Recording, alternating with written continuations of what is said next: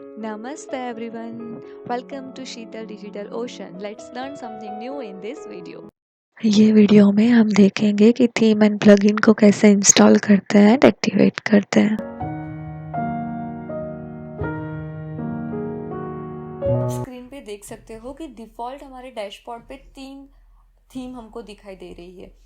आप अब हमारी वेबसाइट हम देखते हैं तो यहाँ से हम विजिट वेबसाइट करेंगे तो यहाँ पे आपको दिखेगा कि हमारी वेबसाइट का लेआउट कुछ ऐसे दिख रहा है और जो बिल्कुल भी अच्छा नहीं दिख रहा है।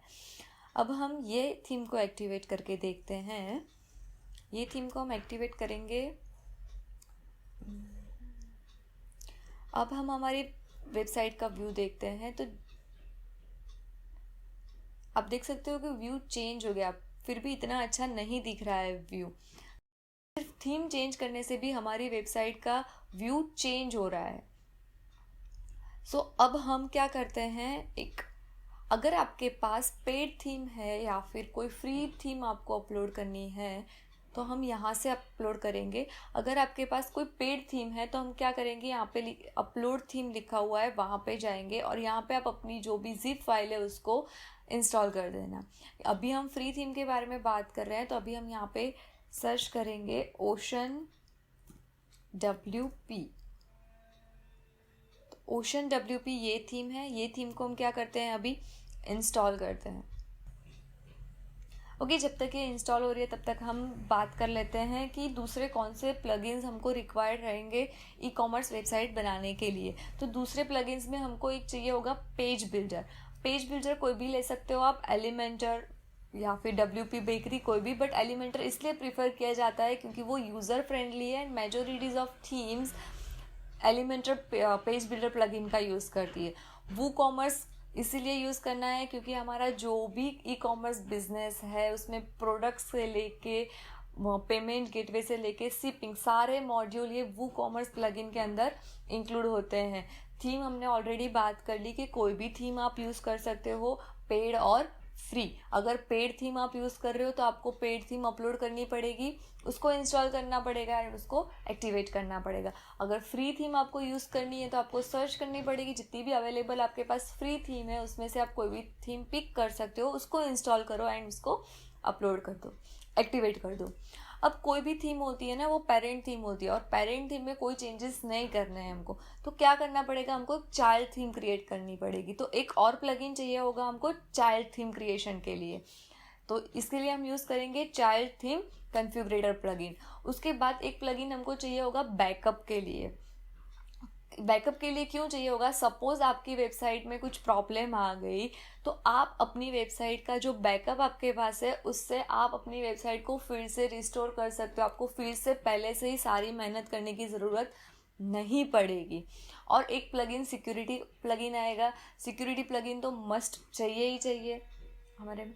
ये सारे प्लगइन्स, और लास्ट वन जो है एनालिसिस के लिए प्लगइन है। एनालिसिस का प्लगइन ऑप्शनल है, आपको रखना हो रखो, आप नहीं रखना हो इट्स ओके। इसके अलावा भी हमको बहुत सारे प्लगइन्स की ज़रूरत पड़ेगी, बट जैसे जैसे हमको ज़रूरत पड़ेगी वैसे वैसे मैं आपको इन्फॉर्म करती जाऊंगी। बट बेसिक हमको इतने प्लगइन्स तो चाहिए ही चाहिए ई कॉमर्स वेबसाइट बनाने के लिए।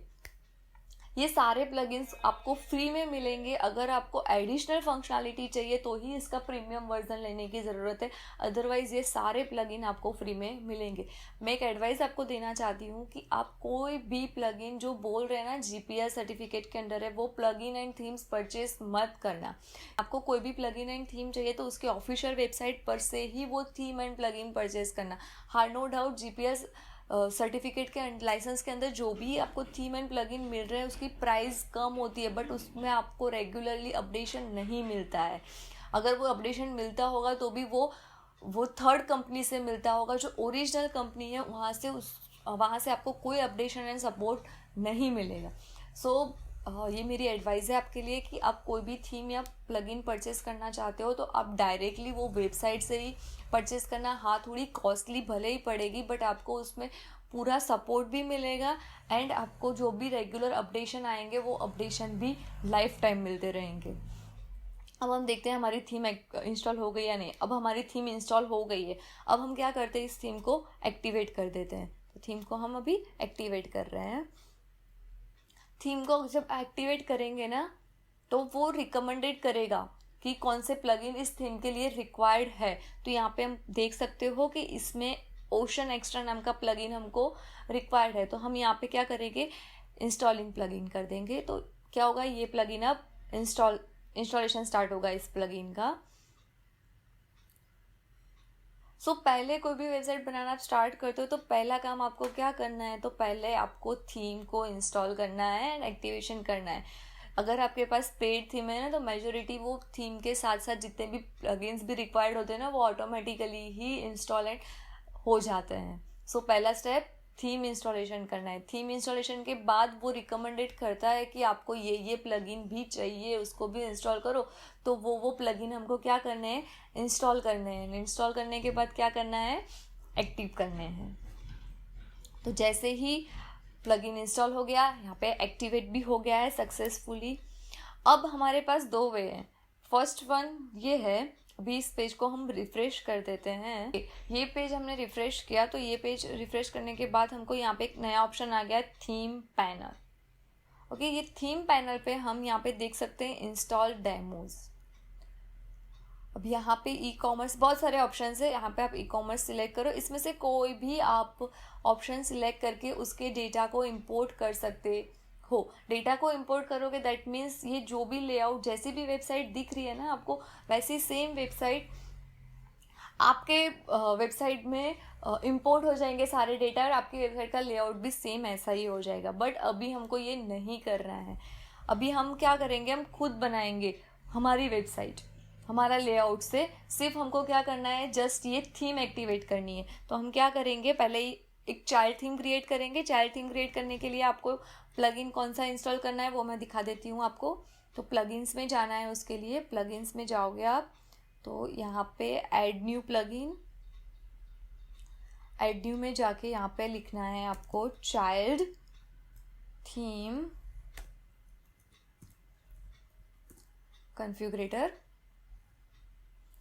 ये करोगे तो आपको ये पहला ही थीम दिखेगा। आप देखना इसका एक्टिवेशन भी बहुत ज़्यादा ही है। तो यहाँ पे इसको इंस्टॉल नाउ करके एक्टिवेट कर देना ये थीम को। ये थीम एक्टिवेट हो, सॉरी ये प्लगइन को एक्टिवेट कर देना। फिर हम क्या करते हैं, अब हम करते हैं, यहाँ पे जाएंगे हम, यहाँ पे चाइल्ड थीम क्रिएट करते हैं। तो चाइल्ड थीम्स में जाएंगे, यहाँ पे आपको सारे ऑप्शंस मिल जाएंगे ड्रॉप डाउन में। ओके, जितने भी आपके हो गया। अब हमको ओशन WP में करना है, तो हम ओशन WP उसको एनालाइज करेंगे। कुछ चेंजेस करने की ज़रूरत नहीं है, डायरेक्टली यहाँ पे कर दो चाइल्ड थीम।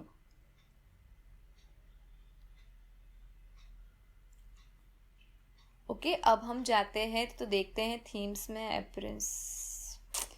अब हम देखते हैं थीम्स में कि हमारा ये चाइल्ड थीम यहाँ पे शो कर रहा है या नहीं। देख सकते हो आप, यहाँ पे हमारा चाइल्ड थीम शो कर रहा है। अब हम क्या करते हैं, चाइल्ड थीम को एक्टिवेट कर देते हैं। ओके, चाइल्ड थीम को एक्टिवेट कर देते हैं। देन आफ्टर हम देखते हैं कि उसका लेआउट कैसे दिख रहा है।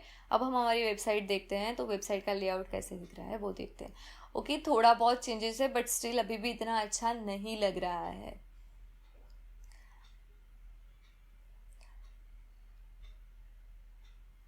प्लगइन तो आपको समझ में आ गया होगा कि थीम कैसे इंस्टॉल करनी है, कैसे एक्टिवेट थीम को करना है, कैसे प्लगइन इंस्टॉल करने हैं, कैसे प्लगइन को एक्टिवेट करना है। फिर से हम एक बार रिवाइज कर देते हैं। थीम को एक्टिवेट करने के लिए क्या करना है, थीम्स में जाना है। थीम्स में आप जाओगे, आपको लिस्ट ऑफ थीम्स मिल जाएगी जो बाय डिफ़ॉल्ट पहले से ही अवेलेबल होती है। अगर इसमें से आपको कोई भी नहीं चाहिए और आपने अगर पेड थीम परचेस की हुई है, तो आपको कहाँ जाना है, ऐड न्यू में जाना है। यहाँ पे अपलोड थीम का ऑप्शन है, यहाँ पे आप अपनी जिप फाइल अपलोड करके इंस्टॉल नाउ कर सकते हो। अगर आपने कोई पेड थीम नहीं परचेस की है, आपको फ्री थीम में से जाना है, तो आप यहाँ से कोई भी थीम परचेस कर सकते, सॉरी कोई भी थीम यहाँ से आप सर्च कर सकते हो। कोई भी थीम आपको सर्च करनी है, वो थीम को आप इंस्टॉल करो एंड देन एक्टिवेट कर दो। सारे थीम जो भी है उसके डेटा इंपोर्ट करने की मेथड अलग अलग होती है। तो अगर आप कोई भी थीम हो, पेड थीम हो या फ्री थीम हो, उसका एक डॉक्यूमेंट होता ही है, आपको वो रीड करना पड़ेगा कि उसमें डेटा इंपोर्ट करने की मेथड कौन सी बताई गई है और वो स्टेप आपको फॉलो करने होंगे। मैंने आपको इसमें सिर्फ ओशन डब्ल्यूपी के डेटा इंपोर्ट करने की मेथड दिखाई है, बट सारे जो भी थीम होती है ना उसके सारे के मेथड अलग अलग होते हैं। अब हम देख लेते हैं प्लगइन के बारे में। तो प्लगइन, यहाँ पे प्लगइन है, प्लगइन में जाना है, हमको न्यू प्लगइन ऐड करना है, तो हम करेंगे यहाँ पे ऐड न्यू। यहाँ पे हमको सपोज एलिमेंटर सर्च करना है, तो हम लिखेंगे Elementor, Elementor, Elementor page builder. यहाँ पे इसको आप active and sorry install and active कर सकते हो यहाँ से। फिर वू कॉमर्स भी है,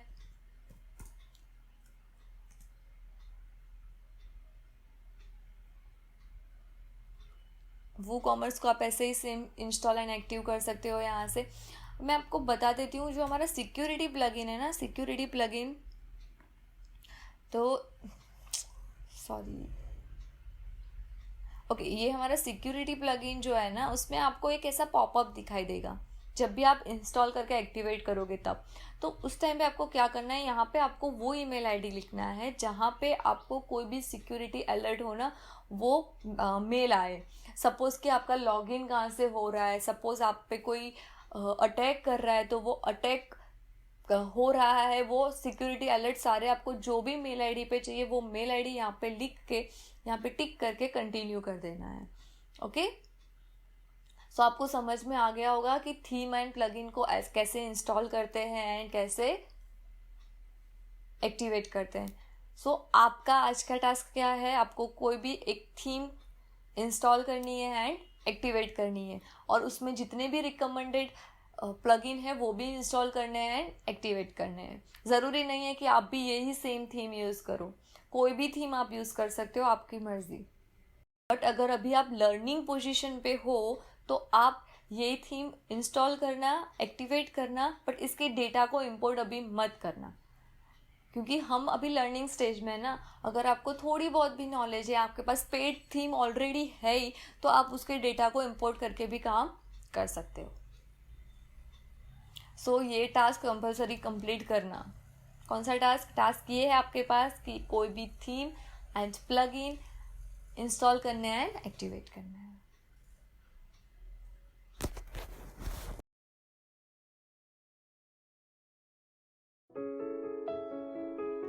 Thank you for watching this video. See you guys in the next video.